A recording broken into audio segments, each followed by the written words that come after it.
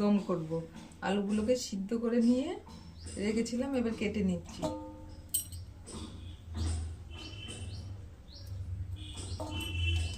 পাঁচফোড়ন ফোড়ন দিলাম, শুকনো লঙ্কা দিলাম, তেজপাতা দিই, ধনে জিরে আদা লঙ্কা দিয়ে দিলাম, পাকা লঙ্কা মিলিয়ে আছে। প্রথমে টমেটো পেস্টটা দিয়ে দিলাম, হলুদ দিলাম, লবণ দিলাম, চিনি দিলাম, দিয়ে দিলাম,